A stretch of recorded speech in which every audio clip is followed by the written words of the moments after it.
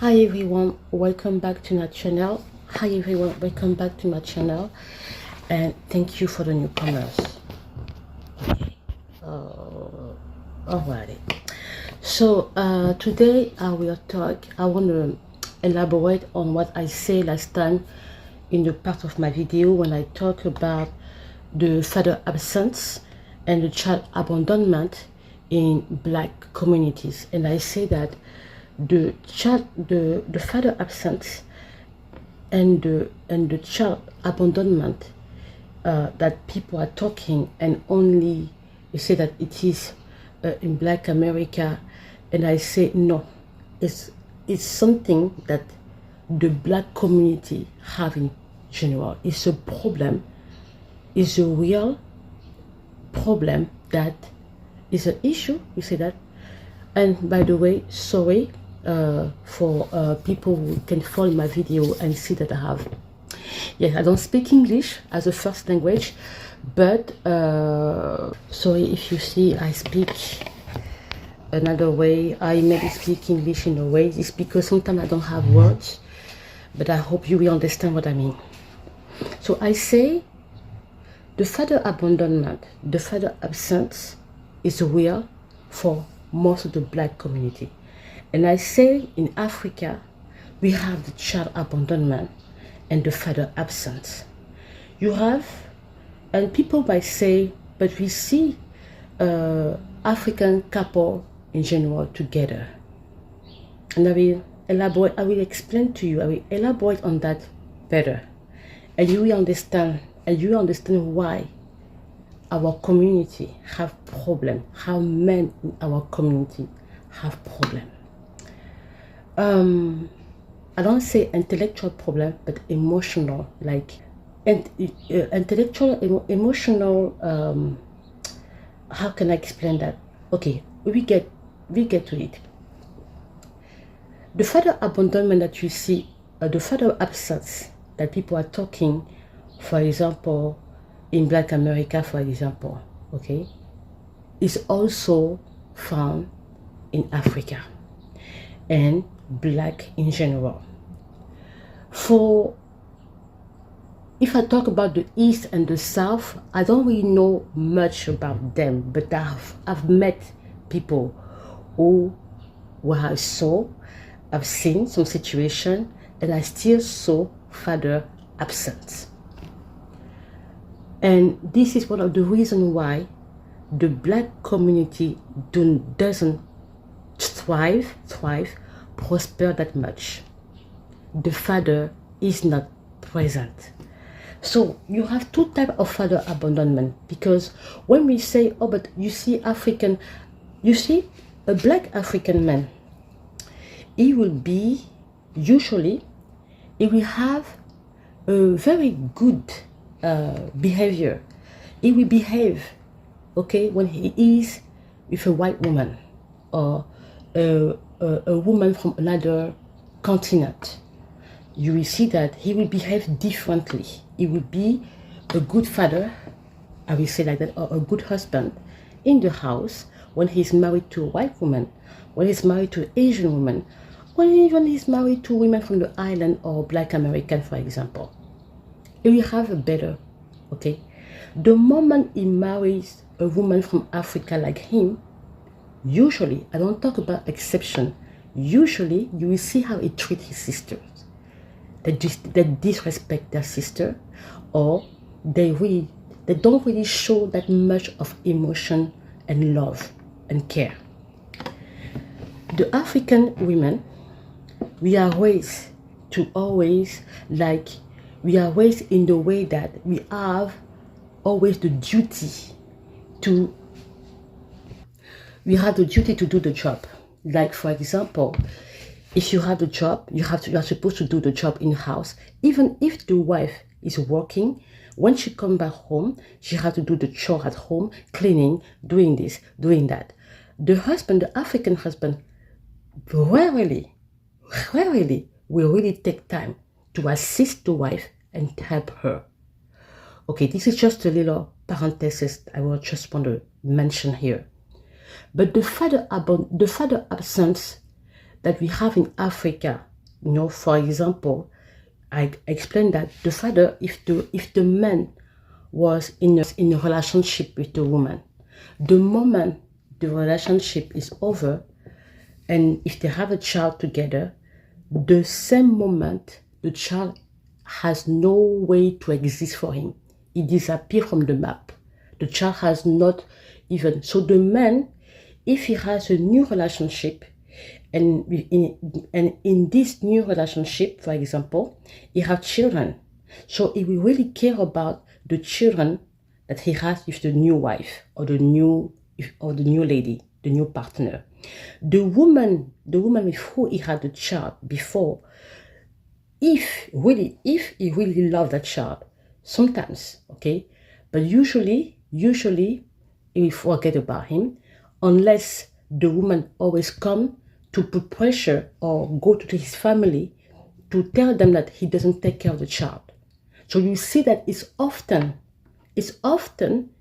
I've seen that a lot in the West and the Central part. I don't know about the other one, but usually I saw it a lot. So the woman always have to go beg. She had to go beg for help for him to take care of the child.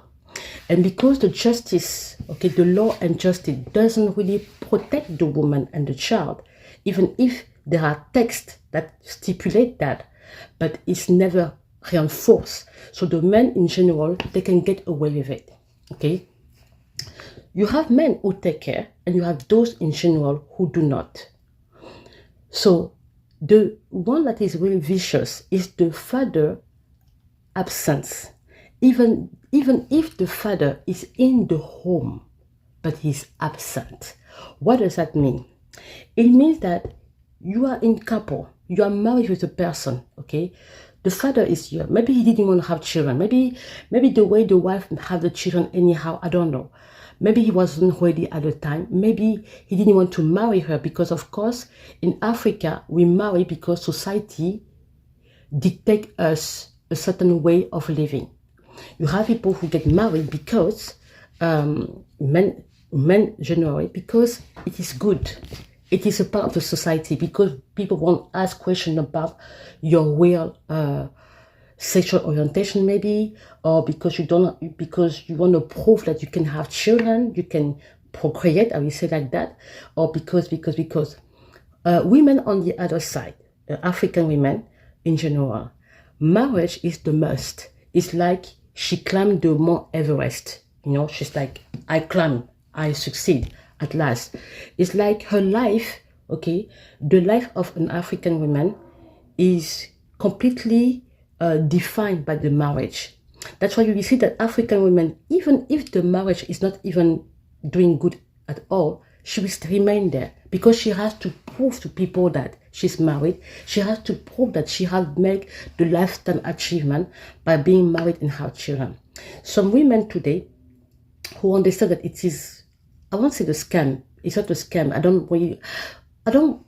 Okay, it's difficult because if the man is the one who benefits marriage more than women, which in most of the case, in our case is true, unless you meet a man who really loves you, who really respect and love you, you can see differently, okay?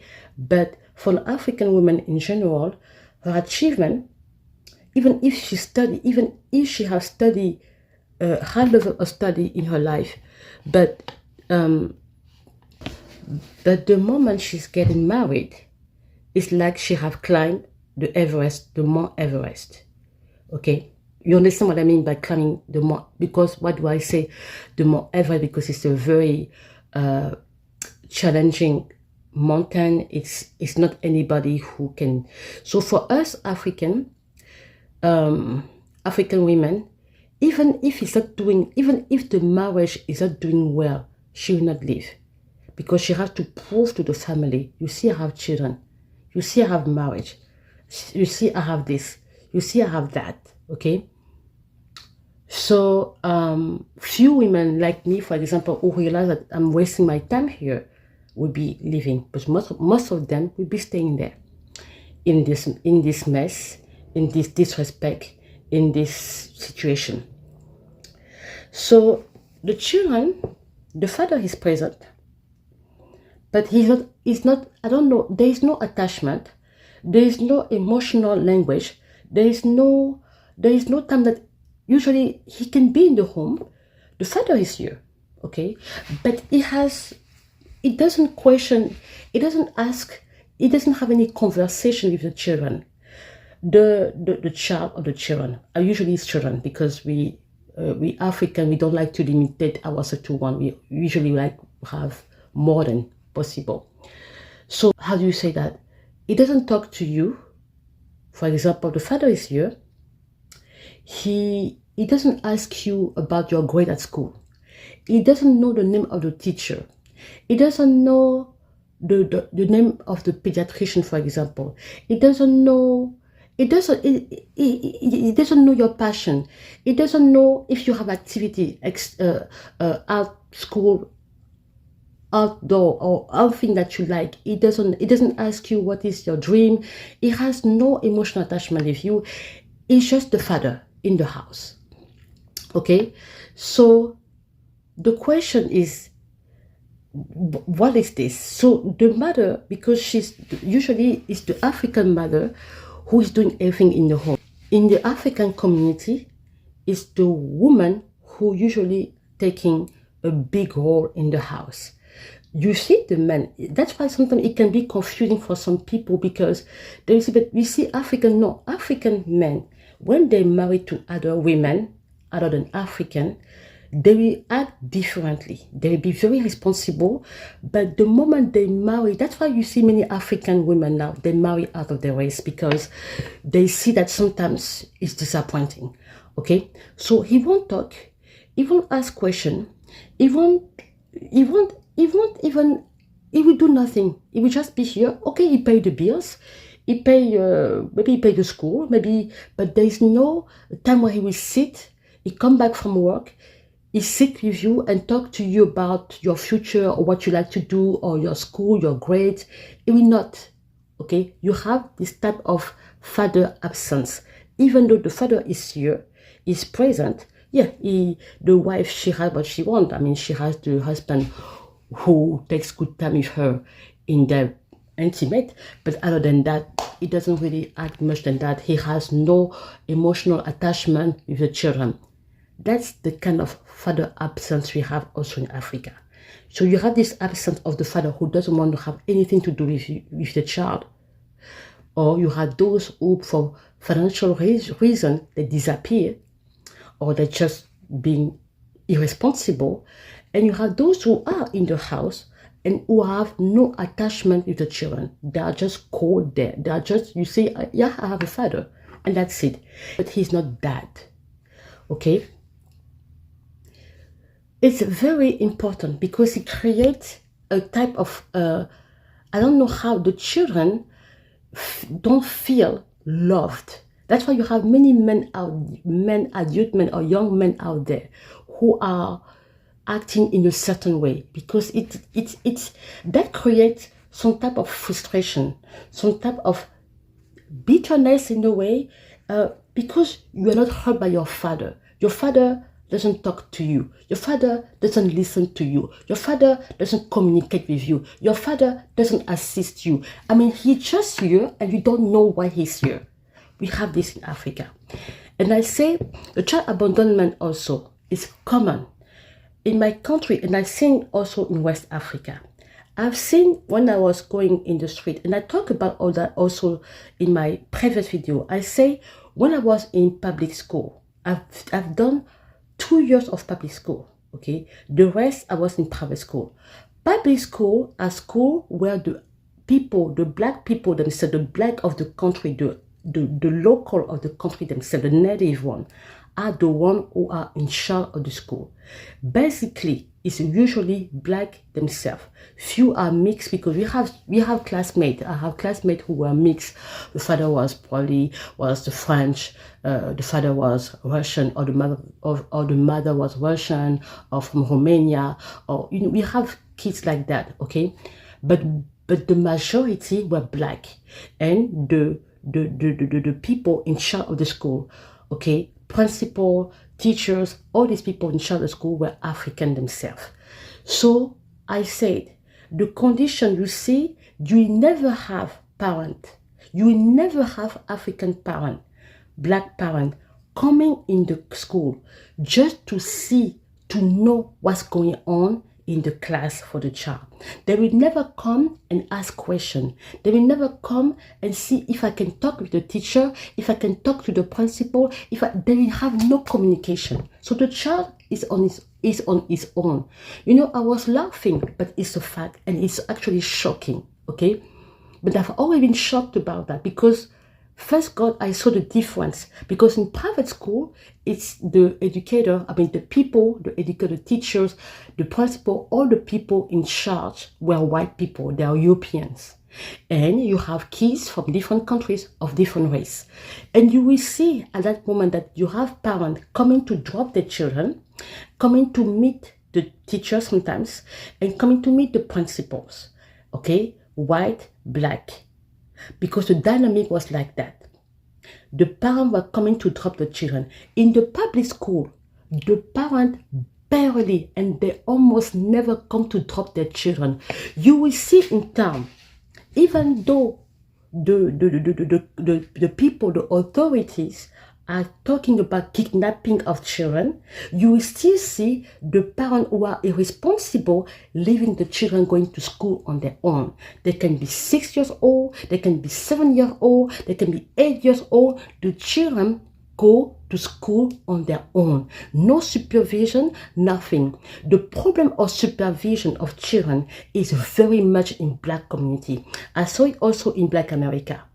The supervision of children, almost not. That's why I say it's really Black people who have this issue. Last time there was the 4th of July, for example. I remember because sometimes I watch the news, not sometimes I watch the news, and sometimes and often I watch the news, and when I cook, I also listen to podcasts or watch podcasts, okay, on YouTube, and you name it. And that day, there was the 4th of July. The day after 4th of July, there was a situation that happened I don't know if it was in Chicago, I don't remember. And the police officer was very upset because that night, people had fun. People had fun, they came to watch the fireworks, in the city. And right after that, there were a bunch of kids who were not supervised, who were making mess, who did the mess and start fighting and gunshot and everything. So the police officer, he didn't want, but I think at some point, and who were the same people? Black people, because usually the kids were on their own at a late night, young teenager, late night, being violent when people were having fun, and has completely disrupted and has completely put the mess in the place where people were supposed to be happy, enjoying the moment. Okay, let me go to part 2. And I will elaborate on how child abandonment, father absence is really hurting the Black community a lot.